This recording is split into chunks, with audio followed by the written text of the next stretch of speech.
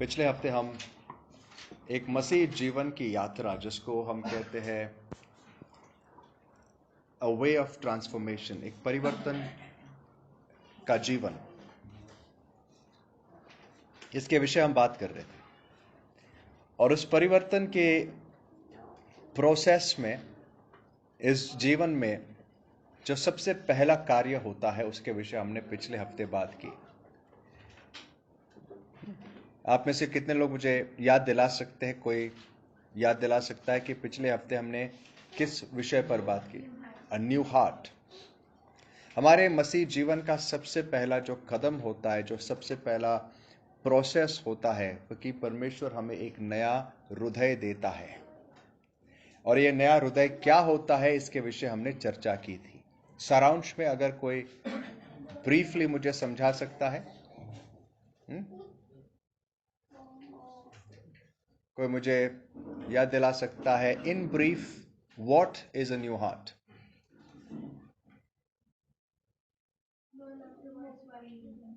Okay, और right, एक simple चीज हमने पिछले हफ्ते देखी, वो ये है कि क्या है? A new heart equals to new desires. मतलब एक नया हृदय क्या है? नई इच्छाएं, नया प्रेम। जिन चीजों से हम पहले प्रेम करते थे उनसे अब घृणा होने लगती है, और जिन चीजों से हमें लगाव नहीं था उनसे अब प्रेम होना लगता है, अर्थात परमेश्वर और उसकी बातें। और इसके बारे में हमने काफी चर्चा की। यह परमेश्वर की ओर से होने वाला एक अनुग्रह है जो लोगों पर होता है। किसी न किसी हद तक हर एक उस व्यक्ति के साथ होता है जो परमेश्वर को खोजने की कोशिश करता है। इसीलिए यीशु मसीह ने कहा, मेरे पास कोई भी नहीं आ सकता जब तक पिता उसे बुलाए नहीं। और जितनों को भी मेरा पिता बुलाता है वो मेरे पास आते हैं, और जितने मेरे पास आते हैं उनको मैं कभी भी ठुकराऊंगा नहीं। सो हमें हमें पर प्रभु के पास आने का जो सबसे पहला कदम होता है वो यही होता है कि जब प्रभु हमें अपनी ओर आकर्षित करता है और इस प्रोसेस में हमें एक नया हृदय देता है। मैंने आपको कहा था ये हमारे मसीह जीवन की शुरुआत है, अंत नहीं। ये हमारे मसीह जीवन के शुरू के कदम है, और इन कदमों को अगर हम संभालते हैं, इस बात को अगर हम नर्चर करते हैं, तो हम आगे बढ़ सकते हैं, हम मसीह जीवन की परिपूर्णता की ओर जा सकते हैं। और इस रास्ते पर, इस ट्रांसफॉर्मेशन का जो दूसरा कदम है वो क्या है? मैंने कहा था इस रास्ते के 3 कदम है। सेकंड स्टेप क्या होता है? यस, मसीह जीवन का या हमारे परिवर्तन का जो दूसरा कदम होता है वो है एक नया मन, नए विचार।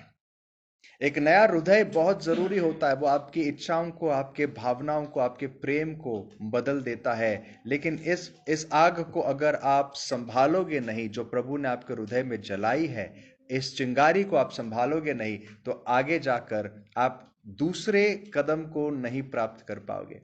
आपको सबको ये एक्सपीरियंस जरूर होगा। कितने लोगों ने अपने जिंदगी में कैंडल जलाने की कोशिश की है? जलाइए। जब हम कैंडल जलाते हैं, राइट, माचिस की काड़ी अगर हम इस्तेमाल करते हैं, तो जब वो माचिस की आग लगती है तो उस आग को, जो छोटी सी चिंगारी होती है, उसको हम क्या करते हैं? कैंडल तक लेके जाने तक क्या करते हैं हम लोग? बिल्कुल चारों तरफ से हाथों से उसको क्लोज करके संभालते हैं, क्योंकि आग जरूर लगी, छोटी सी आग है, लेकिन उसको अगर हम संभालेंगे नहीं तो बहुत जल्दी ये बुझ जाएगी। और जब कैंडल को हम जलाते हैं, उस कैंडल को भी बड़े संभाल के हाथों से एक ऐसी जगह लेके जा सकते हैं जहां पर हवा नहीं लगती। सो आज का ये संदेश थोड़ा सा गहरा भी हो सकता है, और अगर सुनने के मूड में नहीं, तो आपको आपके सर पे भी ऊपर से जा सकता है। इसीलिए मैं आपसे विनती करूंगा 2 चीजें। एक, ध्यान से सुनना, अपने सारे मन को प्रभु की ओर केंद्रित करना। दूसरी बात, जैसे मैंने वेंसडे की मीटिंग में बताया था, अपने पास पेन पेपर रखना, क्योंकि कई सारे रेफरेंसेस मैं देता हूं, और मैं आपसे अपेक्षा करता हूं कि आप घर जाकर इन वचनों को पढ़ेंगे, मुझे चेक करेंगे, इनके संदर्भ को पढ़ेंगे। और इसको और ज्यादा गहराई से समझने की कोशिश करोगे। So let's be good students. आइए परमेश्वर के वचनों से आज सीखते हैं, स्टूडेंट बनते हैं। यीशु मसीह पिता के चरणों में कैसा बैठता था? आयजाया के हिसाब से, आयजाया 50:4 के अनुसार बोरकूट के शिष्य के समान। और हमारा प्रभु, जिसको हम प्रभु कहते हैं, वो शिष्य बनता है और अपने पिता के सामने बैठता है। तो हमें कैसा बैठना है? आइए अपने पूरे मन को उसकी ओर केंद्रित करेंगे। याद है मैंने आपको कहा, चिंगारी प्रभु लगाता है, उस चिंगारी को संभालना हमारा काम है, उस आग को संभालना हमारा काम है। मूसा को जब परमेश्वर ने बुलाया, जब उसकी उम्र 80 साल की थी, अपने जीवन के बुढ़ापे में उसे लगा सब खत्म हुआ, लेकिन प्रभु कहता अब तू तैयार है, अब समय आ गया कि मैं तुझे मेरी सेवकाई में बुलाऊंगा। तो प्रभु ने उसको बुलाने के समय क्या किया? पहला कदम क्या था? प्रभु की या मूसा की प्रभु के साथ मुलाकात कैसे हुई? हाँ, कैसा? जुड़पा मध्ये, राइट। उसने एक जलती हुई झाड़ी देखी। कहां पर? कहीं कहीं एक क्या कहते, बंजार जगह में, हाँ, ओरे पर्वत जहां पर था, बड़ी बंजारी बोलते हैं ना उसको, क्या, बंजर सी जमीन, उसके बीच में एक पहाड़ है, अपने भेड़ों को चराने जा रहा, अचानक से देखता है ऊपर एक झाड़ी जल रही है। और वो उसको बड़ी अमेजिंग लगी वो बात। वो झाड़ी जल रही है, आग तो लगी है लेकिन वो बुझ नहीं रही है, और वो झाड़ी भी क्या हो रहा है? जल के राख नहीं हो रही है। इसीलिए वो क्या करता है? कहता है चलो जाके देखते क्या है ये। अगर मूसा ने उस आग को देखा होता और कहा होता है अच्छी आग है, पता नहीं क्या होगा, कुछ तो होगा, अरे काम बहुत पड़ा है, चलो let's get back to work, और वो अपने भेड़ों को लगाता था, जेथरो रुका है, ससरा रुका है, बजाने घर पे और कुछ सुना देगा, चल जाते वहां पर, राइट। और ऐसे करके अगर वो उस दिन निकल जाता तो क्या होता? शायद आज दुनिया का जो इतिहास है अलग लिखा गया होता, बाइबल अलग तरीके से लिखा जाता, शायद मूसा की जगह पता नहीं और कौन होता, या और क्या होता। मैं स्पेक्युलेट नहीं करना चाहता, लेकिन एक बात जानता हूं, मूसा क्यों परमेश्वर से मिला? क्योंकि जब उसने आग देखी और उस आग से वो आकर्षित हुआ, वो उसके पास उसने प्रतिक्रिया दिखाई, उसने एक रिएक्शन दिखाया। जब परमेश्वर आपके हृदय में आग लगाता है, जब परमेश्वर आपको प्रोत्साहित करता है, जब परमेश्वर आपको आकर्षित करता है, दोस्तों, उसे संभाल के रखना है। आपके जिंदगी को बदलने वाला क्षण होता है, यह आपके जिंदगी का सबसे बड़ा खजाना होता है। जब आपके हृदय में कहीं परमेश्वर के लिए प्रेम उत्पन्न होने लगता है ना, उसे बुझने मत देना, उसे बढ़ाते जाना, उस आग को संभालना, ताकि आज जितनी आग लगी है वो आज चिंगारी हो सकती है, लेकिन कल जाकर एक बड़ी आग बननी चाहिए। कल एक ऐसी अग्नि बननी चाहिए जिसमें आपके सारे जीवन के पाप राख में मिल जाएंगे, और आप शुद्ध बनकर एक ऐसे बर्तन बन जाओगे जो परमेश्वर की महिमा के लिए इस्तेमाल करेगा। उस चिंगारी को संभालना। कई बार ऐसी चिंगारियां प्रभु हमारे जीवन में लगाता है, और हम यहीं से बाहर जाके उस चिंगारी को बहुत ही कुछ ही क्षणों में मिटा देते हैं। प्रभु आपको प्रेरित करता है, प्रेरणा देता है, आपको आकर्षित करता है, लगता नहीं मैं प्रभु के साथ चलना चाहता हूँ, बाहर जाके आप उन चीजों को भूल जाते हो। ऐसे मत करना। तो जब प्रभु आपको हृदय देता है एक नया, आपका अगला कदम आज हम देखेंगे। जब आपके अंदर ये प्रेम उत्पन्न होता है, मैंने मेरी गवाही पिछली बार एक थोड़े से ब्रीफली आपको दी थी कि किस प्रकार जब मुझे परमेश्वर के साथ मेरी मुलाकात हुई उस समय, तो उस समय मेरे हृदय में जो आग लगी हुई थी, वो आग ऐसी थी, वो प्रेम ऐसा था कि मुझे लगता था मैं रोज संगति करूं, मैं रोज कहीं ना कहीं बाइबल पढूं, लेकिन बाइबल समझ नहीं आती। तो मैं क्या करता था, मुझे बड़ा अच्छा लगता था कि अगर कोई सिखाने वाला हो तो मैं उसके पास रोज जाता था। मुझे मुझे इंतजार होता था कि अगली मीटिंग कब होती थी। और अच्छी बात यह थी कि मेरे पास बाकी, और मैंने सब आशाएं छोड़ दी थी, मेरे पास ऐसा कोई और प्रेम नहीं था। तो जहां मीटिंग होती, जहां प्रार्थना होती, जहां कोई बाइबल की बातें करता, मैं पहुंच जाता था। और यही वो चीज थी जिसने मेरे जीवन के, आत्मिक जीवन के शुरुआत के दिनों में मुझे सामर्थ्य दिया और प्रभु में और बढ़ने का अनुग्रह दिया। जब मुझे एक नया हृदय मिला, तो उसके बाद अगर ये प्रतिक्रिया नहीं होती है, तो बहुत ही जल्दी ये हृदय, ये आग बुझ सकती है। और मैं आगे बढ़ते हुए एक और चीज मेरे अंदर हुई, मेरे मन में परमेश्वर का वचन पढ़ने की एक बहुत बड़ी भूख उत्पन्न हुई। उसी समय मेरे घर में एक बहुत बुजुर्ग पास्टर ने, जो पहले हमारे घर आते थे, उसके घर में देखो परमेश्वर का प्लान कैसे होता है। उसने मेरे घर में एक बहुत बड़ा पोता लाके रख दिया था। पोता लाके क्यों रख दिया था पता? उसके पास जगह नहीं थी, या उसके पास इतनी वो किताबें हो गई थी, क्योंकि वो सालों साल से प्रचार कर रहे थे। जहां जहां कुछ किताब मिली वो खरीद के रखते थे। उन्होंने जमा की थी, उनके पास जगह नहीं थी, तो वो लाके मेरे घर में रख दी थी, कहीं ऊपर एक कोने में। और उस समय से जब मैं भूखा था, ढूंढ रहा था, मैंने ये खजाना खोल दिया। मैंने कहता हूँ कि हर एक किताब बड़ी ही उत्तम थी, लेकिन वहां पर प्रभु के बारे में लिखी गई अनेक लोगों की किताबें थी। और मुझे बाइबल और वो किताबों में बड़ी दिलचस्पी आने लग गई, बड़ा इंटरेस्ट आने लग गया। मुझे लगा यार ये किताबें मुझे पढ़नी है। और जैसे एक भूखा व्यक्ति खाना खाता है, मैं इन किताबों को पढ़ने लगा, मैं बाइबल पढ़ने लगा। हालांकि मेरी समझ परिपूर्ण नहीं थी, लेकिन शुरुआत अच्छी थी। और ये मेरे मन के नए बनने का पहला कदम था, जो उस समय मैं नहीं जानता था। लेकिन एक नेचुरल प्रोसेस होना चाहिए। एक बच्चा जब इस दुनिया में आता है, राइट, उस बच्चे को कुछ नहीं पता, लेकिन हमें पता है, माँ बाप को पता है कि उसको जब जन्म लिया तो बहुत बड़ी बात है, जश्न सबने मनाया। लेकिन उसके बाद असली काम शुरू होता है। उसके बाद सबसे बड़ा टास्क शुरू होता है, उस बच्चे को संभालना। और ये कोई आसान बात नहीं होती है। इसीलिए जब हमारा नया जन्म होता है, जश्न मनाने का समय है, यस। लेकिन अगर उस बच्चे को हम सही संभालेंगे नहीं, सही समय पर खुराक नहीं देंगे, उसे देखभाल नहीं करेंगे, उसे खिलाएंगे नहीं, तो बच्चा ज्यादा दिन अपने आप जिंदा नहीं रह सकता। वैसे एक आत्मिक बच्चा अगर संभाला नहीं गया तो ज्यादा दिन जिंदा नहीं रहेगा। और यहाँ पे आता है हमारा दूसरा स्टेप, जिसको कहते हैं न्यू माइंड। आइए आज के इस पहले वचन को पढ़कर शुरू करते हैं। रोम का राज 12 अध्याय, we all know this verse, Romans chapter 12, Rome का राज 12 अध्याय 1 और 2 वचन पढ़िए। इसीलिए हे भाइयों, मैं तुमसे परमेश्वर की दया स्मरण दिलाकर विनती करता हूँ कि अपने शरीरों को जीवित और पवित्र और परमेश्वर को भावता हुआ बलिदान करके चढ़ाओ। यही तुम्हारी आत्मिक सेवा है। इस संसार के सदृश न बनो, परंतु तुम्हारे मन के नए हो जाने से तुम्हारा चाल चलन भी बदलता जाए, ओके, हाँ, इससे जिससे तुम परमेश्वर की भली और भावती और सिद्ध इच्छा अनुभव से मालूम करते हो। वर्स 2 पर ध्यान देना, इस दुनिया के सदृश मत बनो, लेकिन तुम्हारे मन के नए बनने से तुम्हारा चाल चलन बदलता जाए, और इससे तुम परमेश्वर की भली और भांति इच्छा को जान सकते हो। दोस्तों याद रखना, ये एक आज्ञा है, दिस इज अ कमांड। जब हमारा मन नया होता है, ये परमेश्वर का एक सॉवरन, परमेश्वर के ओर से हुआ, उसके सामर्थ्य से पूरी तरीके से उसका कार्य होता है जो उसने हमारे जीवन में किया। लेकिन हमारे मन का नया होना ये अपने आप से नहीं होता।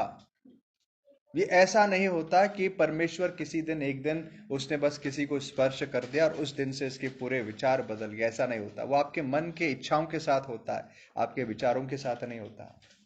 आपके विचारों को बदलने के लिए समय लगता है, और इसीलिए आपको और मुझे कुछ करना पड़ता है। और सिर्फ कुछ नहीं, बड़ी मेहनत करनी पड़ती है, और इसीलिए हमें तैयार रहना है। आप सिर्फ न्यू टेस्टिमेंट जब पढ़ते हो, इन कई बार ना, जस्ट ट्राई टू, इस चीज को करने की कोशिश करो कि कितनी बार हमें ऐसे चीजों के विषय आज्ञाएं दी गई है, प्रॉमिसेस नहीं, आज्ञाएं। कितनी बार हमसे यह कहा गया है पूरा प्रयत्न करो। कई बार जब आप पढ़ते हो, अगर आपके ख्याल में आए तो उसको अंडरलाइन करते जाना। पूरा प्रयास करो ये करने के लिए, पूरा प्रयास करो वो करने के लिए, पूरा प्रयास करो, डू योर बेस्ट। क्यों लिखा है? उसके पीछे एक कारण है। सो एनीवेज, तो मेरा मुद्दा क्या है? मुद्दा यह है कि हमारा मन, हमारे विचारों का नया होना ये अपने आप नहीं होता, ये हमारे और परमेश्वर के पार्टनरशिप से होता है। मूसा को बुलाने का काम पूरी तौर से परमेश्वर का था, लेकिन मूसा और उसके बाद, बुलाने के बाद, मूसा एक रोबोट नहीं था, परमेश्वर को मूसा के साथ काम करना पड़ा। परमेश्वर को किसी की जरूरत नहीं है, वो अपने आप से बहुत कुछ और सब कुछ कर सकता है, लेकिन उसने चुना है कि वो उस पृथ्वी पर मनुष्य के साथ काम करेगा, क्योंकि उसने मनुष्य को एक स्व इच्छा दी है, और उसने उसकी इच्छा के बिना वो उसके जीवन में अक्सर दखल दखल नहीं देता, कभी कभार करता है, लेकिन हम उसके बारे में किसी और दिन बात करेंगे। लेकिन यह द पॉइंट इज, जब हमें परमेश्वर की ओर से बुलाहट मिलती है, हम उसके पास आकर्षित होते हैं, हमारा हृदय नया हो गया। आइए अब सीखते हैं हमारा मन कैसा नया हो सकता है। लेकिन वो उसके ऊपर जाने से पहले मैंने सोचा ये पूरा संदेश मैं शायद आज के इस एक सभा में दूंगा, लेकिन जितना मैं इसके बारे में सोचते गया मुझे लगा नहीं, I would do a disservice इस पूरे संदेश को, इस पूरे महत्वपूर्ण संदेश को, बात को, अगर मैं बस जल्दबाजी में आपको सुना दूं और कुछ वचन दे दूं और आपको छोड़ दूं, तो शायद शायद मैं उसको जस्टिस नहीं कर पाऊंगा, इसकी सीरियसनेस, गंभीरता को आपके पास नहीं पहुंचा पाऊंगा। इसलिए इसके ऊपर थोड़ा समय लेते हैं। तो इसके बारे में बात करने के पहले कि नया मन हमें मिलता कैसे, इसके लिए हमें क्या करना है, आइए पहले सोचते एक नया मन होता क्या, नए विचार होते क्या है, मनुष्य के और परमेश्वर के विचारों में अंतर क्या है। याद है आयजाया क्या कहता है, फेमस वर्स ऑफ आयजाया, हाँ, तुम्हारे विचार मेरे विचार तुम्हारे विचारों जैसे नहीं है, जैसे आसमान पृथ्वी से ऊंचा है वैसे मेरे विचार तुम्हारे विचारों से ऊंचे हैं। इसका मतलब है मनुष्य का जो नेचुरल सोचने का तरीका होता है ना, वो परमेश्वर के जैसा नहीं होता, और यही वो ट्रांसफॉर्मेशन है जो होना जरूरी है। जब आप मसीही बनते हो दोस्तों, अगर आपका हृदय बदल गया बहुत अच्छी बात है, लेकिन यह जरूरी नहीं कि आप बदल चुके हो, यह जरूरी नहीं कि आपने जिंदगी में उन्नति की है, क्योंकि जब तक आपके विचार नहीं बदलेंगे तब तक आपके अंदर कुछ नहीं बदलेगा। क्या लिखा है, तुम्हारे विचारों के नए होने से तुम्हारा चाल चलन नया होते जाए। तुम्हारा चाल चलन बदलने के लिए तुम्हारे विचार बदलने जरूरी है, और जब तक हम परमेश्वर जैसे नहीं सोचते हम उसके जैसे बन नहीं सकते। तो परमेश्वर के बारे में जब हम सोचते this new mind, what does it mean, इस माइंड के, इस नए मन के तीन मेन कैरेक्टरिस्टिक्स होते हैं। तीन मेन, क्या बोल सकते हो उसको, कैरेक्टरिस्टिक्स को, हाँ, स्वभाव, गुण धर्म, ओके, राइट। तीन मेजर, तीन गुण होते हैं इसके, चिन्ह बोल सकते हैं इसको, कैरेक्टरिस्टिक्स। सबसे पहले ये मन, ये जो होता है द माइंड ऑफ क्राइस्ट, जिसके विषय में बाद में बात करूंगा, मसीह का मन या परमेश्वर का मन हमेशा चीजें ऊपर से देखता है। एक दिन एक परिवार पिकनिक मनाने गया, अच्छे से बोट में वो बैठे हुए थे, बहुत सुंदर झील थी, दिख रहा था तो झील जैसी नदी थी, लेकिन झील जैसा पानी था, बिल्कुल शांत पानी, धीरे से बह रहा था, दोनों तरफ हरियाली हरियाली, ऐसा लग रहा था इतनी सुंदर जगह है, इतना ही सुंदर स्पॉट है ये का, गजब जगह में आए हम लोग, और पूरा परिवार बोट में बैठा है और इस आनंद का, इस पूरे एक्सपीरियंस का आनंद ले रहा था। उतने में इस बोट में एक लड़का था जिसने अपने साथ एक ड्रोन लिया हुआ था। आजकल ड्रोन्स बहुत फेमस है, याद है ड्रोन, पता है ना सब लोग को क्या होता है ड्रोन, हाँ, उड़ने वाला मिनी जहाज होता है जो हम रिमोट कंट्रोल से कंट्रोल कर सकते हैं, और अक्सर उसमें आजकल वो फोटोज वीडियोस निकालने के लिए इस्तेमाल किया जाता है। तो उस लड़के ने घर में था तो वो लेकर आया, बोलता डैडी एक काम करेंगे हम लोग, क्या करते जरा व्यू को ड्रोन से देखते हैं, हाँ? तो उस ड्रोन को उड़ा लेता है वो, और नीचे ऊपर जाता है और नीचे स्क्रीन है, बैठे हुए। शुरुआत में अच्छा लगता है, अपनी ही इमेज दिख रही है ऊपर से, जाते जाते सारी बोर्ड दिख रही है, पानी दिख रहा है, सब सीन वैसा का वैसा ब्यूटीफुल। जैसे ड्रोन और ऊपर जाता है उसका जो व्यू है ब्रॉड होता है, बढ़ जाता है, और धीरे धीरे उनको दिखने लगता है यार ये जो साइड में झाड़ियां है ना, बड़े अच्छे से पेड़ सुंदर दिख रहे हैं, उसके पीछे साइड मगरमच्छों की भीड़ पड़ी हुई है। भाई ये तो कुछ और ही सीन लग रहा है। ये तो सामने से पेड़ वेड़ सुंदर लग रहे हैं, पेड़ों के पीछे क्या है अभी दिख रहा है, हाँ? अब है हम लोग बीच में, अब कुछ कर नहीं सकते। दोनों साइड मगरमच्छ के पूरी की पूरी टोलियां बैठी हुई है। फिर बेटा सोचता है डैडी क्या करे, थोड़ा सा आगे जाके देखते। जैसे ड्रोन आगे लेके गए, 2 किलोमीटर आगे तक जब ड्रोन जाता है, ऐसे दिखता है शांत बहने वाला जो पानी है ना, उसके सामने बहुत बड़ी सी खाई है और वहां से वाटरफॉल है। लगभग 1 किलोमीटर नीचे तक स्टीप फॉल, मतलब वहां पहुंचने के बाद बाय बाय, कुछ नहीं हो सकता। देखो नजारा कितनी जल्दी बदल गया। नजारा, हकीकत कितनी जल्दी बदल गई बस दृष्टिकोण बदलने से। क्या हुआ, जो नजर ग्राउंड लेवल पर थी ना, वो बड़ी सुंदर लग रही थी। जब थोड़ी ऊंचाई पर वो चले गए, उन्हें पता चला हकीकत क्या है। तुरंत उन्होंने सारी चीजें पलटा ली। बोले अभी जल्दी से ड्रोन वोन घुमा लो, बोट घुमाने की कोशिश करो, जल्दी से जल्दी यहां से निकलते हैं, नहीं तो मर जाएंगे। वैसे ही हमारा दृष्टिकोण होता है दोस्तों। हम जब इस दुनिया में जीते हैं ना, हमें सिर्फ हमारे आसपास की चीजें, लाइफ बड़ी सेटल लगती है। हमें लगता है चलो अब हम सेटल हो गए हैं, थोड़े से पैसे कमा लिए, अच्छी सेहत वेहत ठीक है, इतने जिंदगी के बाद बच्चे बड़े हो जाएंगे। ये सारी चीजें हमें दिखती है ग्राउंड लेवल पर। कई बार आसपास के सिर्फ परेशानियां दिखती है, उसके अलावा कुछ नहीं दिखता। जरा आपका दृष्टिकोण बदलने की कोशिश करो। दृष्टिकोण वहां लेकर जाओ जहां से प्रभु चीजें देख रहा है। जब प्रभु आपके जीवन को देखता है ना, वो देख रहा है बेटा 1 किलोमीटर आगे इतनी बड़ी खाई है, तो मर जाएगा। जो चीजें तो एंजॉय कर रहा है ना, उसके पीछे क्या है तुझे दिखाई नहीं दे रहा है। जिन चीजों को तो इतना प्यार से निहार रहा है ना, उसके पीछे कितने मगरमच्छ बैठे तुझे दिखाई नहीं दे रहे। आ इधर आके देख ले। ये होती है हमारी रियलिटी। हमें लगता है कि ये दुनिया सब कुछ है। क्या आप समझ रहे हो मैं क्या कहने की कोशिश कर रहा हूं? जब हम मसीह में आते हैं, हमारा दृष्टिकोण बदलना चाहते हैं, और एक बदलने का जरिया प्रभु ने हमें दिया है। यीशु मसीह ने यूहान के 8वें अध्याय और 23 वचन में कहा, देखिए जब हमारा दृष्टिकोण ऊपर वाला होता है ना, हेवनली हो जाता है, हमें दिखाई देता है कि हम कहाँ के लोग हैं।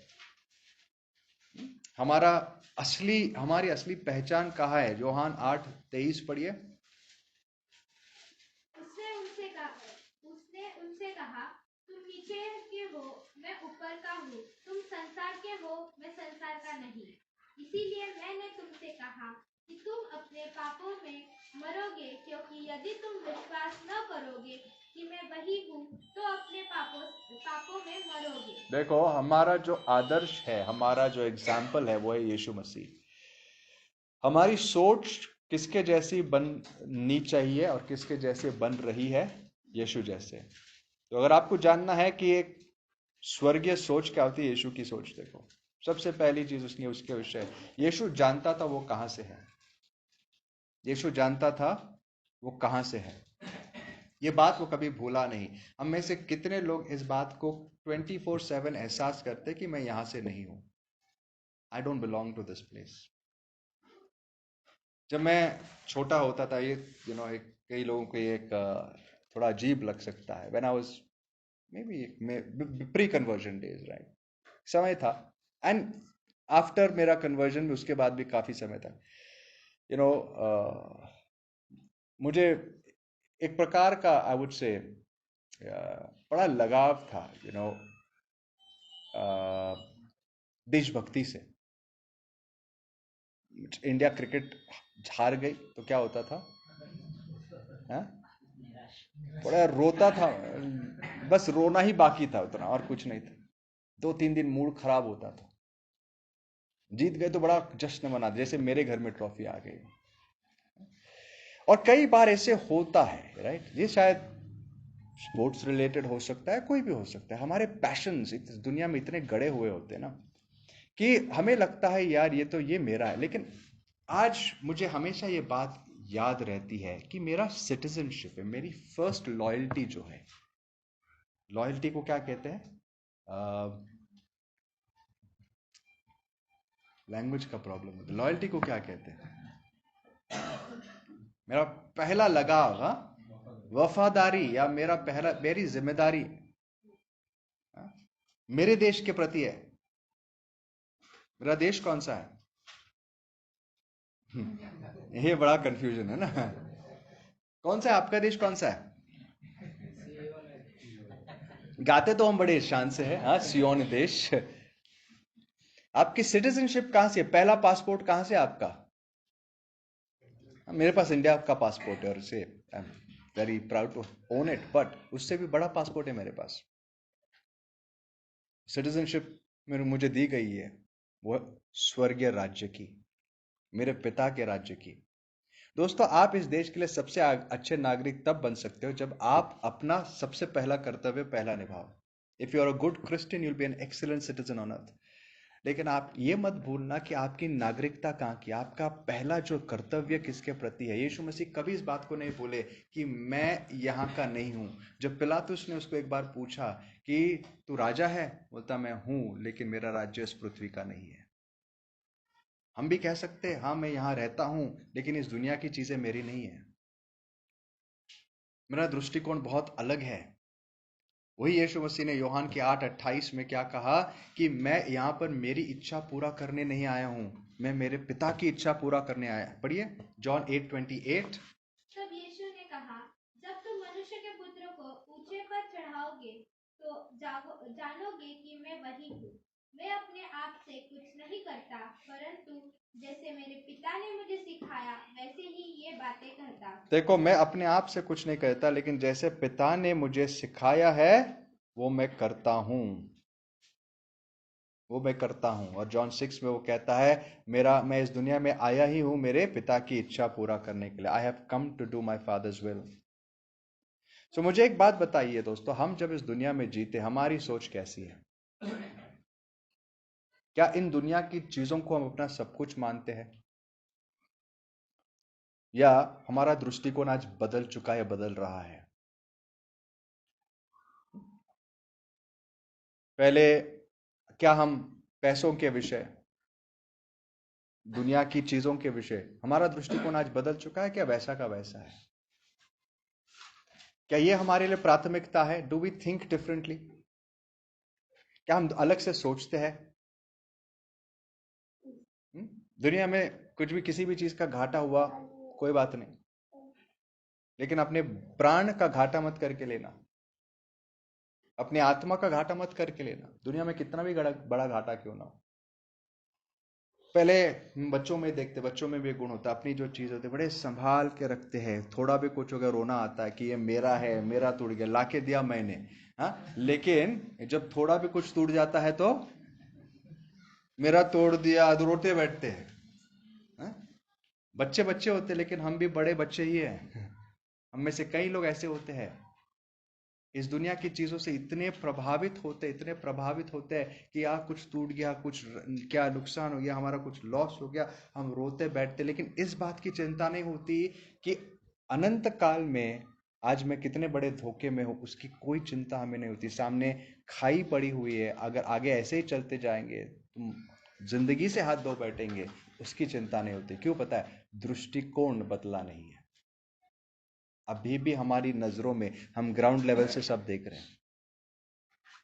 ग्राउंड लेवल से आपको पड़ोसी अच्छे दिखते, ये मेरे बारे में क्या कह रहा है, वो मेरे बारे में क्या कह रहा है, यही दिखता है। यीशु मसीह आपको पता है कैसे देखते थे? John 6:38, that's the verse, John 6:38।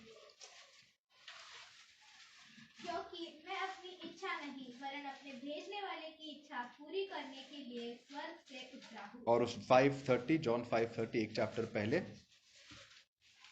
मैं अपने आप से कुछ नहीं कर सकता, जैसा सुनता हूँ वैसा न्याय करता हूँ, और मेरा न्याय सच्चा है, क्योंकि मैं अपनी इच्छा नहीं परंतु अपने भेजने वाले की इच्छा चाहता हूँ। देखो, क्या आपको ये बात समझ में आती है? कैन यू पिक्चर दिस कि यीशु मसीह अपने इस धरती पर, पृथ्वी पर चलने के समय कितने अपने पिता के विषय कॉन्शियस थे। कॉन्शियस मतलब हा? अपने पिता के विषय सावध कहो या अवेयर, जागरूक थे कि मैं यहां पर हूं, लेकिन मैं कुछ करने आया हूं। मैं कुछ करने आया हूं। मेरा पिता जो सोचता है वो बहुत जरूरी है। दोस्तों, आपको पता है, लोगों का सबसे ज्यादा ध्यान उन बातों पर होता है जो दूसरे आपके बारे में कहते हैं। दूसरों ने आपकी तारीफ की, आप बहुत खुश हो जाते हो। दूसरों ने आपकी निंदा की, आप बहुत नाराज होते हो, क्योंकि आपकी नजर पूरी दिन और रात किसके ऊपर लगी हुई है? किसके ऊपर? लोगों के ऊपर लगी हुई है, क्योंकि आप ग्राउंड लेवल पर हो। आपकी नजर आपके अलावा और लोगों के विचारधारा के अलावा कहीं और नहीं लगी है। यीशु मसीह सबके बहुत ऊपर देखता था। उसे बिल्कुल परवाह नहीं होती थी जब लोग उसके पास आते थे और कहते थे, वाह प्रभु, आप जैसा तो कोई नहीं, धन्य है वो स्तन जिसने आपको दूध पिलाया। प्रभु को कोई फर्क नहीं पड़ा इन बातों से। प्रभु कहता है, धन्य है वो जो परमेश्वर के वचन सुनते और उसको मानते। फ्लैटरी फ्लैटरी उसके जीवन में कोई प्रभाव नहीं डाल सकी, ना ही निंदा। लोगों ने कई बार यीशु मसीह को कितनी भली बुरी चीजें कही, कोई फर्क नहीं पड़ता। पता है क्यों? क्योंकि यहां वो सुनते जरूर थे, लेकिन उनके कान लगे हुए थे पिता के पास, और पिता कहता था, बेटा well done, I am pleased with you. बस और क्या चाहिए? हमारे कान और हमारी आंखें कहां लगी हुई है? स्वर्गीय चीजों की ओर, जहां यीशु बैठा है कलसी का रास 3 के अनुसार, या इस दुनिया में दुनिया के लोगों पर और दुनिया की चीजों पर? जब तक ये विचारधारा नहीं बदलती, हमारे जीवन में कोई परिवर्तन नहीं होगा। आपके और दुनिया में, आपके पड़ोसी के जीवन में रद्दी भर का भी फर्क नहीं दिखेगा जब तक आपकी सोच बदलने नहीं लगती, अनलेस यू थिंक डिफरेंटली। आपको पता है कई लोग यीशु के पीछे क्यों नहीं चल पाए? उनके भी हृदय में चिंगारी लगी थी। आपको एग्जाम्पल देता हूं मैं, क्यों नहीं वो आगे आ पाए। जॉन चैप्टर 8 28 और 29 पढ़िए। योहान 8 28 और 29। तब यीशु ने कहा, जब तुम मनुष्य के पुत्र को ऊंचे पर चढ़ाओगे तो जानोगे कि मैं वही हूँ। मैं अपने आप से कुछ नहीं करता, परंतु जैसे मेरे पिता ने मुझे सिखाया वैसे ही ये बातें कहता हूँ। जैसे, हाँ, और 29 में लिखा है, I always do what pleases him. लिखा है हिंदी में, मेरा भेजने वाला मेरे साथ है, उसने मुझे अकेला नहीं छोड़ा, क्योंकि मैं सर्वदा वही काम करता हूँ जिससे वो प्रसन्न मैं होता है। सर्वदा वही काम करता हूं जिससे वो प्रसन्न होता है। दोस्तों, ये करने के लिए सबसे पहले आपको ये कॉन्शियसनेस, ये अवेयरनेस होनी चाहिए कि मेरा पिता चाहता क्या है। लेकिन जिस वचन पर मैं आपको ले जाना चाहता था वो योहान 12 में है। योहान 12 और 42 और 43, 42 and 43। John chapter 12 versus 42 and 43। तो भी अधिकारियों में से बहुतों ने उस पर विश्वास किया, परंतु फरीसियों के कारण प्रकट प्रकट में नहीं मानते थे, कहीं ऐसा न हो कि वे आराधनालय में से निकाले जाए, क्योंकि मनुष्य की ओर से प्रशंसा उनको परमेश्वर की ओर से प्रशंसा की अपेक्षा अधिक प्रिय लगती। क्यों ये लोग प्रभु के पास नहीं आ पाए? क्योंकि इनको परमेश्वर की ओर से जो प्रशंसा है उससे ज्यादा किसकी परवाह थी? कौन सी प्रशंसा अच्छी लग रही थी? लोगों की, मनुष्य की। इसके लिए नहीं आ पाए। दोस्तों, जब हम प्रभु में आते हैं, हमारा दृष्टिकोण बदलना बहुत जरूरी है। वे ऑफ थिंकिंग, आपकी सोच में और एक अनकन्वर्टेड व्यक्ति की सोच में फर्क होना चाहिए। जब आप ऑफिस जाते हो, जब आप लोगों के बीच बात करते हो, और आपके और उनके बीच में उनको कोई फर्क नजर नहीं आता, आप भी वही दुनियादारी की बातें करते हो, आप भी वही सारी चीजों की में इंटरेस्ट दिखाते हो जो उनको इंटरेस्ट है, तो मैं आपसे कहना चाहता हूं, आपके अंदर कोई परिवर्तन नहीं हुआ। और ये हो सकता है कि आप सालों साल विश्वासी है, कई साल से आप विश्वास में आए हो, लेकिन अगर ये परिवर्तन नहीं होगा तो आप ज्यादा दिन जीवित नहीं रह सकते। There has to be a change। क्या हमारे सोचने का तरीका बदल गया? क्या हमारी प्राथमिकताएं आर कि हम जिस चीज को प्रायोरिटी देते हैं। एक दुनियावी इंसान कैसा सोचता है? वो सोचता है, let's take the example of money. वो सोचता है कि यार, मैं ज़्यादा से ज़्यादा पैसे कमाना चाहता हूँ, मैं इतना बैंक बैलेंस बनाना चाहता हूँ, ऐसे मेरी लाइफ सेट होगी, इतने साल में मेरा इन्वेस्टमेंट इतना होगा और ये होगा, मैं इतना सेट हो जाऊंगा। ये उसकी प्लानिंग होती है। या वो जब एक करियर के बारे में सोचता है। वो सोचता है चलो मुझे ये पढ़ना है तो इसके बाद मैं ये करूंगा, उसके बाद मेरी इतनी तनख्वाह होगी, तनख्वाह मिलने के बाद इतने समय में घर बनाऊंगा और उसके बाद ऐसे मैं रिटायर हो जाऊंगा। हाँ, है क्या नहीं? मुझे बताइए, इसमें ऐसी सोच रखने वाले सिर्फ आप और मैं होते हो? कौन होते हैं? पूरी दुनिया रहती है, सारे ऐसे सोचते हैं। लेकिन जब हमारी सोच बदलती है दोस्तों, हम ऐसा नहीं सोचते। जिस पैसे को हम देखते हैं वो कहते हैं ये परमेश्वर की एक मेरे पास देन है, प्रभु उसके साथ क्या करना चाहता है, क्योंकि मेरा लक्ष्य इटर्नल है, मेरा लक्ष्य अनंत काल का जीवन है। Lord, I want to be a good steward. इस पैसे के साथ मैं क्या करूं ताकि मैं उस लक्ष्य को पूरा कर सकूं, उस लक्ष्य को पूरा। प्रभु ने मुझे ज्यादा पैसे दिए तो मैं सोचूंगा प्रभु ओके, इसके साथ आप क्या करना चाहते हो? बेटा मैंने इसलिए दिया है ताकि तू उन गरीबों के लिए ब्लेसिंग बन सके। Okay father, thank you. तो आप ये पैसे लेकर वहां काम करने जाते हो जहां प्रभु आपके लिए चाहता है। वो पैसे आपके लिए एक जरिया बनते, एक लक्ष्य नहीं। क्या आपको बात समझ में आ रही है? दुनिया के लोगों के लिए पैसा लक्ष्य बन जाता है, एक मसीह के लिए बस एक जरिया बनता है उसकी इच्छा पूरा करने के लिए। शायद आपका कॉलिंग हो सकता है, शायद आपका काम हो सकता है, परमेश्वर चाहे आप पढ़ाए, परमेश्वर करियर पढ़ाई लिखाई के विरुद्ध नहीं है, लेकिन दृष्टिकोण बहुत मायने रखता है। आप क्यों करते हो? परमेश्वर चाहता है कि आप इस काम में, इस पोजीशन में आओ ताकि वो उसकी कोई मर्जी पूरी कर सको।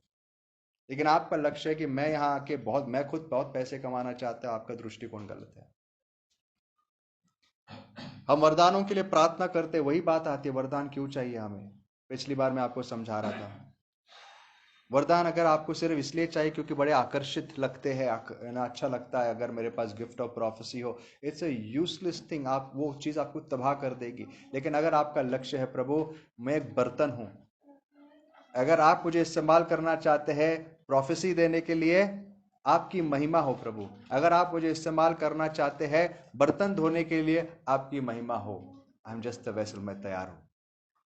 ये सोच, ये दृष्टिकोण बहुत जरूरी होता है। स्वर्गीय सोच बहुत अलग होती है दोस्तों, उसमें बहुत आनंद होता है, बहुत शांति होती है। आपको कभी किसी का बुरा नहीं लगेगा, आप कभी भी खेदित नहीं होगे, क्योंकि आप लोगों के हमेशा ऊपर रहोगे। आप खेदित क्यों होते हो? लोग खेदित क्यों होते हैं? लोगों को बुरा क्यों लगता है, बिटरनेस क्यों आती है? क्योंकि उनकी सोच दुनियावी होती है। यीशु मसीह को कभी किसी चीज की परवाह नहीं थी, क्योंकि हमेशा उनका लक्ष्य होता था अपने पिता के पास। मेरा पिता मुझसे खुश है तो मुझे क्या चाहिए? इसीलिए हमको कहा गया है, क्या कहा गया है?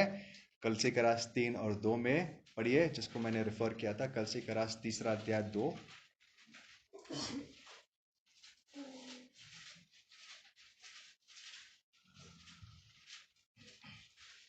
पृथ्वी पर की नहीं परंतु स्वर्गीय वस्तुओं पर ध्यान लगाओ, हाँ, आगे। क्योंकि तुम तो मर गए और तुम्हारा जीवन मसीह के साथ परमेश्वर में छिपा हुआ है। पृथ्वी पर की नहीं लेकिन स्वर्गीय चीजों पर मन लगाओ।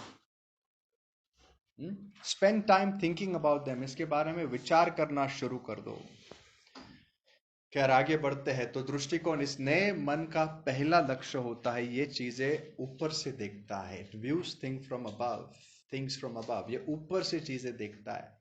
दोस्तों आज मुझे एक बात बताना, आज आपको अपना जीवन कैसा भी लगे, कुछ लोग बड़े आनंदित होंगे, कुछ लोग दुखी होंगे, लेकिन जब आप ऊपर जाते हो और अगर आपको ये दिखाई दे कि आप कितने समय में मरने वाले हो और कैसे मरने वाले हो, क्या आपका दृष्टिकोण, क्या जीने का कुछ तो तरीका बदलेगा या नहीं बदलेगा? हम्म? जब हम दोस्तों, आज सबसे बड़ा एग्जाम्पल प्रूफ होता है ये विचार बदलने का कि हम मृत्यु को कैसा देखते हैं। आज कितने लोग आनंदित है, या मैं कहूंगा would be glad to die. आज मरने के लिए कितने लोग तैयार है और आनंदित है? ओके, बारिंग एक्सेप्ट फॉर हमारी कुछ जिम्मेदारियां है, ये है, मैं जानता हूं, तब थोड़ा सा हमें सोचना पड़ता है, राइट? कि हमारे छोटे बच्चे हैं, परिवार है, हमें सोचना प्रभु ये कार्य आपने दिया है, आपकी सेवकाई ये मैं करके जाना चाहता हूं। लेकिन मानो ये चीजें नहीं होती, आप में से कितने लोग आज आनंदित होंगे कि अगर आपको कहा गया बेटा चल आज तेरा आखिरी दिन है? ये दिखाता है कि आपकी कहीं ना कहीं सोच और जिंदगी बदल रही है। यार आप मृत्यु से डरते हो, राइट? ये बहुत बड़ा चिन्ह है कि आपने प्रभु को या तो जाना नहीं, या तो आप प्रभु के को मिलने के लिए तैयार नहीं। इस दुनिया सब कुछ नहीं। कुछ लोग ऐसे जीते हैं, बुजुर्ग होने के बाद भी ऐसे जीते कि वो हमेशा यहां रहने वाले हैं। यीशु मसीह ने जो कहा अपने बारे में, वो शिष्यों के बारे में जॉन 17 में कहा, पिता जैसे मैं इस दुनिया का नहीं हूं, वैसे ये भी इस दुनिया के नहीं है, इसके लिए मैं प्रार्थना करता हूं। जॉन 17:16 में, 17 योहान 17 और 16 में, जैसे मैं इस पृथ्वी का नहीं हूं, ये भी इस पृथ्वी के नहीं है, इसलिए इन्हें संभाल। हम इस दुनिया के नहीं है दोस्तों। कितने लोग हर दिन ऐसा जीते हैं, हम इस दुनिया के नहीं है, I don't belong to this world. इस दुनिया में कोई अटैचमेंट नहीं, मेरी कोई लगाव नहीं है। जैसे जोब के जैसे आप कितने लोग कह सकते हैं, प्रभु ने दिया प्रभु ने लिया, उसके नाम की स्तुति हो। The Lord gives the Lord takes away, I have no attachments. दोस्तों फिर मैं कह सकता हूं आपकी सोच बदलने लगी है। आज घर दिया कल नहीं है, प्रभु की स्तुति हो। आज गाड़ी है कल नहीं है, कोई बात नहीं। आज पैसा है कल नहीं है, प्रभु के नाम की स्तुति हो। Change your thinking. दूसरी बात, यह दृष्टिकोण सिर्फ ऊपर से नहीं, यह दृष्टिकोण बहुत आगे देखता है। ड्रोन याद है? ड्रोन ने क्या दिखाया? सिर्फ उनके आसपास क्या था नहीं दिखाया, 2 किलोमीटर आगे क्या खतरा है वो भी दिखाया। हमें से कितने लोग ऐसे जीते जैसे आज ही सब कुछ है, live and die in the moment. ये लोग दुनिया आपको सिखाएगी, आज के लिए जियो, कल किसने देखा है? ये मूर्खों का गॉस्पेल है। कल किसने देखा है? भाई देखो, नहीं देखोगे तो मरोगे। बाइबल कहती है बुद्धिमान खतरे को दूर से देखता है और कल्टी मारता है, ऐसा कुछ तो मतलब मेरी भाषा में साइड से कट लेता है, वो तो भाग जाता है। लेकिन मूर्ख चलते जाता है। आपने कभी बकरियों को देखा है स्लॉटर करने के टाइम पे? उनको कई बार ऐसे है, मतलब पुराने, उनको ऐसे मुंडी नीचे डाल के बेचारे जाते हो, एक लाइन में चलते रहते ना, स्लॉटर मशीन के पास जाते रहते हो। उनको समझ में नहीं आता। ऐसा बोला गया, मुझे पता नहीं, ऐसे बोला गया बकरियों में थोड़ा सा वो होता है, I don't know if it's true और नॉट। वैसे कहते हैं बकरियों को लेके जाते तो थोड़ा सा उनको पता लगता है। लेकिन शीप जो होते हैं ना, बहुत ऐसे बड़े गरीब जैसे, ऐसे अच्छा है एक लेवल पे गरीब बनना है, लेकिन ऐसे मूर्खता में आगे जाके मरने में कोई मजा नहीं है। पता है आपकी जिंदगी आपको कहां लेके जा रही है, कोई फर्क नहीं पड़ता, ऐसे मत जियो। क्या आप आगे देख पाते हो? हाँ, लेट्स लुक एट, आइए जॉन 6 वर्स 27, योहान 6:27।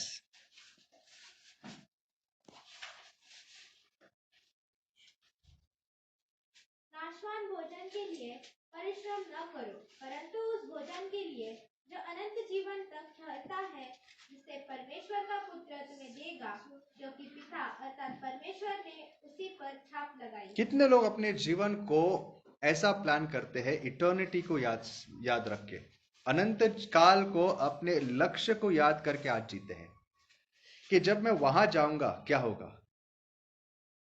दोस्तों कई लोग अपने जीवन के अंत में आते हैं और पीछे देख के रिग्रेट करते हैं, उनको अफसोस होता है, यार काश मैंने जिंदगी अलग तरीके से जी होती, काश मैंने इतने साल बर्बाद नहीं किए होते, काश मैंने ये अलग किया होता, काश मैंने परिवार को ज्यादा समय दिया होता, काश ये काश वो, बहुत सारे काश होते हैं। लेकिन वो इंसान आकाश में होता, उसको कोई मौका नहीं मिलता, खत्म हो गया, क्या फायदा। अपना जीवन ऐसे जियो कि अगर आपके आखिरी क्षण जब भी आए, आपको कोई रिग्रेट नहीं होगा, आपको कोई अफसोस नहीं होगा, पछतावा नहीं होगा, यार मैंने क्यों किया। क्या उस दिन को देखकर, क्या उस समय को देखकर अपनी जिंदगी आप जीते हो, या अंधे बन के आज के परेशानियां आज संभाल लेंगे? वो चीज एक डिफरेंट कॉन्टेक्स्ट में प्रभु ने कही थी, लेकिन जीने के समय प्रभु क्या कहते हैं? अपने लक्ष्य को याद करो, उस भोजन के लिए सिर्फ प्रयास मत करो जो नाशवान है, लेकिन उस भोजन के लिए प्रयास करो जो अविनाशी। कितने लोग प्रयास करते हैं कि स्वर्ग में हमारा कुछ बने, स्वर्ग में हम कुछ कमाएं। आपको पता है आप कमा सकते हो, प्रभु ने खुद कहा जहां तेरा धन है वहां तेरा मन है। तो तुम्हारा धन कहां संभालो, कहां बनाओ? स्वर्ग में। कितने लोग उसके बारे में पूरी सोचते हैं, चिंता करते हैं? कितने लोग ये इसकी इस लक्ष्य को रखते हैं, या जिस दिन मैं प्रभु को मिलूंगा, प्रभु के मुंह से सुनना चाहता हूं कि बेटा, well done my my good and faithful servant, मेरे भले और अच्छे दास, बहुत बढ़िया, आ तेरे विश्राम में प्रवेश कर। कितने लोग ये लक्ष्य भी रखते हैं? आपको पता है, one of the biggest tragedies of our time, हमारे जीवन के, हमारे दिनों की सबसे बड़ी ट्रेजेडी क्या है? लोगों ने गॉस्पेल को इतना वाटर डाउन किया, इतना बदल दिया है कि लोगों को ये चीजें एहसास भी नहीं होती। आज गॉस्पेल क्या है? प्रभु आज तुम्हें धन देगा, आज तुम्हें पैसा देगा, आज तुम्हें चंगाई देगा, आज सब कुछ करेगा। भाई आगे कुछ करेगा वो कल का कल देख लेंगे, उसके बारे में नहीं बोलते। लेकिन जब भी बाइबल बात करती, बाइबल उल्टा बात करती है। पॉल कहता है आज के हमारे थोड़े समय के जो दुख है क्षण भर के है, उसकी तुलना में कुछ नहीं जो हमें अनंत काल में मिलने वाले। आज का जो मेरा संकट है, ये जो महिमा मुझे मिलने वाली है, उसकी तुलना में कुछ नहीं। ये पॉल का की गवाही है। पॉल कहता है आज जो मैंने खोया है वो आने वाले कल में, और मसीह में मुझे जो मिला है उसकी तुलना में कूड़ा और कचरा। कितने लोग ऐसे सोच पाते हैं? कितने लोगों को इस बात का आनंद है कि आप मसीह में हो और आप मसीह के लिए कुछ कर सकते हो, आप जीवन अपना प्रभु के लिए बिता सकते हो, या बस अपनी जिंदगी गुजार रहे हो और सोच रहे हो चलो कल देखते, कल के परेशानियों में हम देखेंगे कल क्या होता है। पहला पत्रस, पहला अध्याय, चौथा वचन, पत्रस 1, उसका कॉन्टेक्स्ट भी पढ़ लेते, चलो उसके थोड़े ऊपर से। Let's read from 1 Peter chapter 1 और उसके तीसरे वचन, 3 और 4। हमारे प्रभु यीशु मसीह के परमेश्वर और पिता का धन्यवाद हो, जिसने यीशु मसीह के मरे हुओं में से जी उठने के द्वारा अपनी बड़ी दया से हमें जीवित आशा के लिए नया जन्म दिया, अर्थात एक अविनाशी और निर्मल और अजर मिराज के लिए, जो तुम्हारे लिए स्वर्ग में रखी है। देखो होप क्या है? हमेशा जब हमें होप दी जाती थी बाइबल में, पत्रस कहता है तुम्हें जो इनहेरिटेंस मिला है ना, कहाँ मिला है? उस इनहेरिटेंस का आनंद बना जो तुम्हें आगे मिलने वाला। कितने लोग ये आगे आने वाली जिंदगी को देखकर आशा रखते हैं, आनंद मनाते हैं और आज वैसा जीते हैं? It's very rare. मैं आपको बताऊं, मेरे खुद के एक्सपीरियंस से बताता हूं, कई बार ऐसे होता है कि आज की परेशानी इतनी आती है कि हमें ड्राउन कर देती है कंप्लीटली, और हम भूल जाते हैं कि हमारी आशा कहाँ है। आज के परेशानियों में इतने फंस जाते हैं हम लोग कि आने वाले कल के बारे में हम भूल जाते हैं। लेकिन जो नया मन होता है ना, परमेश्वर ने दिया हुआ, ये नए विचार, ये हमेशा आगे देखते हैं। आज आप तकलीफ में हो, कोई बात नहीं, एक दिन ये चली जाएगी। वैसे ही आज जो अगर आपके पास बहुत सारा कुछ आनंद है, दुनिया का सुख विलास है, कोई बात नहीं, वो भी चला जाएगा, एक दिन वो भी चला जाएगा। लेकिन जो चीज रहने वाली है उसके बारे में सोचो। राइट दोस्तों, ये कब होता है पता है? ऐसे मीटिंग्स में कई कबार एक बार याद आता है हमें, और घर जाने के बाद क्या होता है? भूल जाते हैं। फिर back to square one, back to pavilion, out हो गए उसके बाद। ऐसा ऐसा जीना दोस्तों हमारे लिए हानिकारक है। आपको पता है परमेश्वर के जितने भी अच्छे महान पवित्र दास थे, उनके अंदर ये एक गुण था, दे हैड विजन। एक प्रकार से ऑल्दो वो प्री न्यू कवेनेंट थे, नए वाचा के आने के पहले जी रहे थे, लेकिन उनके पास ये गुण थे।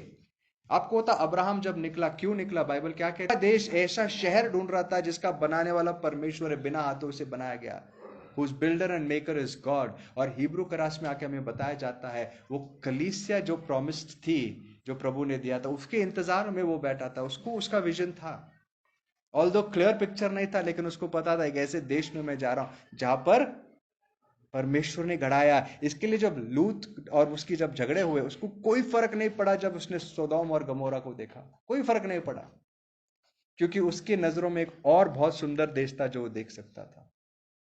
मूसा क्यों इतनी बड़ी गद्दी छोड़कर गुलाम भाइयों के साथ रहना चाहता था? उसने भी कुछ देखा। हिब्रू करास की किताब में वो भी बताती है। आइए पढ़ लेते, हिब्रूज 11:27 पढ़िए।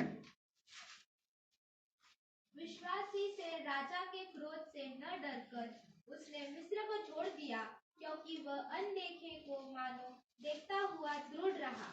उसने अनदेखे को देखा, उसने देखा कि एक दिन आने वाले समय में परमेश्वर ने इन्हीं लोगों को क्या प्रॉमिस दिया था। और इसके लिए वो आज के सुख विलास को छोड़ के कल आने वाले उस वायदे पर भरोसा रख रहा था। दोस्तों, इसको कहते हैं स्वर्गीय विचार, परमेश्वर का मन।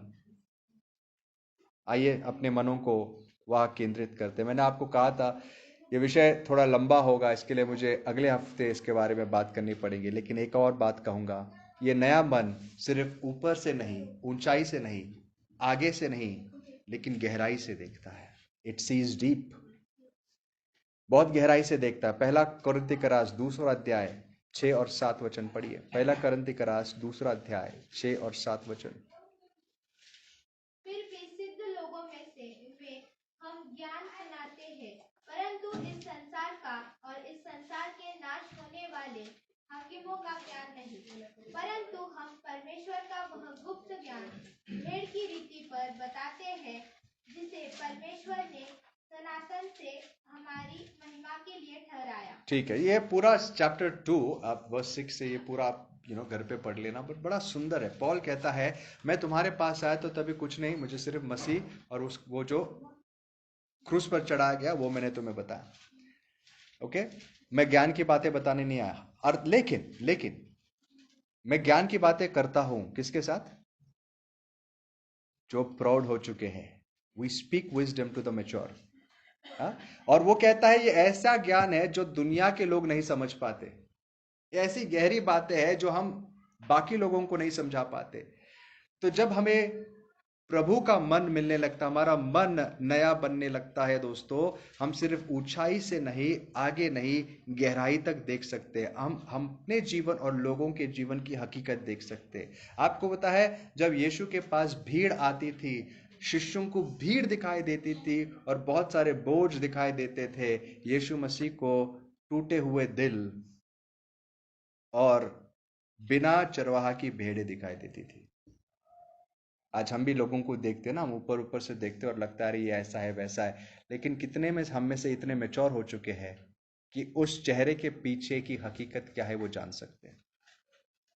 कई बार हम लोगों को राइट ऑफ कर देते हैं, इसका कुछ नहीं हुआ, लेकिन उसके हृदय के अंदर कितने लोग पहुंच सकते हैं, उस गहराई को देख सकते हैं। हम लोगों को दोष देते हैं अरे ये ऐसा है, लेकिन कितने लोग देखते हैं कि वो खुद एक विक्टिम है। इसको कहते हैं मेच्योरिटी। कितने लोग वचनों को पढ़ के उसकी गहराई में जा सकते हैं। वो मसीह देख सकता था।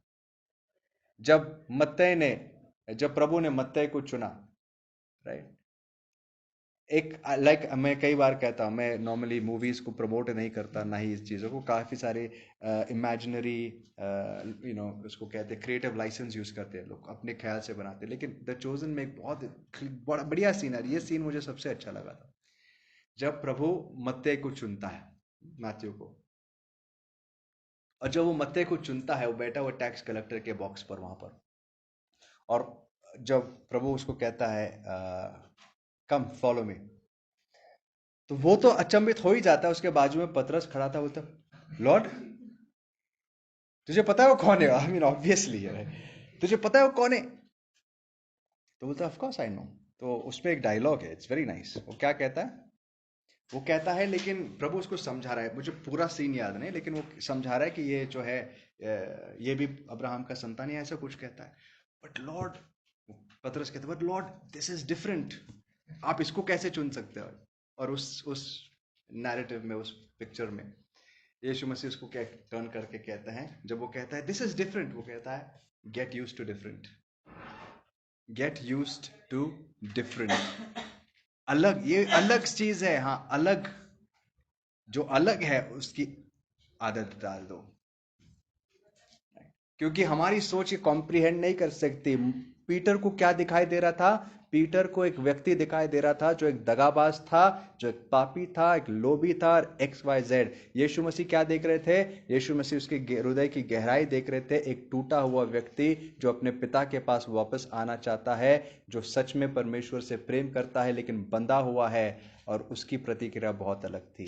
आज हम में से बहुतों की अगर सोच ऐसी बने तो मैं विश्वास करता हूं और बहुत सारे लोग प्रभु के पास आकर अपना जीवन बचा सकते हैं। लेकिन जब तक हम पतरस जैसे रहेंगे, ऐसे लोगों को हम कभी चांस नहीं देंगे। It's a different mindset.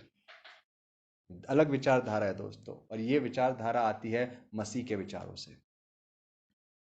ये सोच आती है मसीह के विचारों से। एक आखिरी आज के लिए एक वचन पढ़ेंगे। है आपके पास थोड़ी कैपेसिटी? नहीं लगती है मुझे, है क्या नहीं है? याकूब का 4 अध्याय 13 से 18 वचन यहाँ हम करेंगे। द 2 टाइप्स ऑफ विजडम, 2 प्रकार के। तुम जो यह कहते हो, आज या कल हम किसी और नगर में जाकर वहाँ एक वर्ष बिताएंगे और व्यापार करके लाभ कमाएंगे। जो जेम्स 14:13 से पढ़ रहे हो? जेम्स 4 सॉरी 4:13 से पढ़ रहे हो? हाँ। ओके, तो थोड़ा आगे जाएंगे फिर। लेट्स मैंने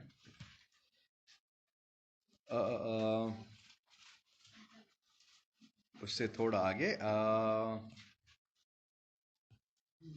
3 मैंने 4 लिखा है। 3 इट्स 3, ये राइट। 14 से 3, 4 नहीं 3 से, तीसरा अध्याय 14 वचन से। पर यदि तुम अपने अपने मन में कड़वी डाह और विरोध रखते हो, तो सत्य के विरोध में घमंड न करना और न तो झूठ बोलना। यह ज्ञान वह नहीं जो ऊपर से उतरता है, वह संसारिक और शारीरिक और शैतानी है। क्योंकि जहाँ डाह और विरोध होता है, वहाँ बखेड़ा और हर प्रकार का दुष्कर्म भी होता है। पर जो ज्ञान ऊपर से आता है, वह पहले तो पवित्र होता है, फिर मिलनसार, कोमल और मृदु भाव और दया और अच्छे फलों से लदा हुआ और पक्षपात और कपट रहित होता है। मिलाप कराने वाले धार्मिकता का फल मेल मिलाप के साथ होते हैं। याकूब हमें 2 प्रकार की बुद्धि के बारे में बताता है। देखो, इस पृथ्वी पर भी बुद्धि है, विजडम है, लेकिन वो दुनिया की बुद्धि है। और दुनिया की बुद्धि आपको क्या बनाएगी? दुनिया जैसी बनाएगी। There are lots of smart people on this earth, बहुत सारे बुद्धिमान हैं। वो आपको दुनिया में एक से बढ़कर एक सलाह देंगे। दुनिया की सलाह चाहिए तो उनके पास, लेकिन हमें कौन सी सलाह चाहिए, कौन सी बुद्धि चाहिए? वो बुद्धि चाहिए जो स्वर्ग से आती है। और ये बुद्धि जब आती है, हमारे अंदर अलग फल लगने लगते हैं। नम्रता, प्रेम, सबमिशन, शांति, ये अलग बुद्धि होती है। ये बुद्धि हमेशा मेल मिलाप करने की सोचती है। दुनिया की बुद्धि फुलाती है। दुनिया का जो ज्ञान है फुलाता है। आपको लगेगा मैं उससे बेहतर, मैं उससे। आज कई सारे ख्रिस्ती इवन प्रीचर्स के बीच में ये कंपटीशन होता है, वो बेटर है, मैं बेटर हूँ। क्योंकि वो सारे शारीरिक लेवल से जब देखते हैं, ऐसा ही दिखाई देगा। वो बेहतर है कि इसका प्रचार बेहतर है, उसका प्रचार। लेकिन जब आप ऊपर से देखते हो, आपको ये फर्क नहीं पड़ता कि इसका प्रचार बेटर है। आपको ये फर्क पड़ता है प्रभु कितने लोग बच रहे हैं, आपके पास कितने लोग आ रहे हैं। आप उसको इस्तेमाल करो प्रभु, वो बचना चाहिए। मुझे नहीं इस्तेमाल किया तो चलेगा। तो इस प्रकार की सोच हमें मैच्योर बनाती है। समय निकल गया है। अगले हफ्ते इसके ऊपर हम कंटिन्यू करेंगे, और फिर इसके सेकंड हाफ पर कि ये सोच हमारे अंदर बढ़ कैसे सकती है, आ कैसे सकती है, इसके ऊपर विचार करेंगे। आइए यहाँ पर रुकते हैं।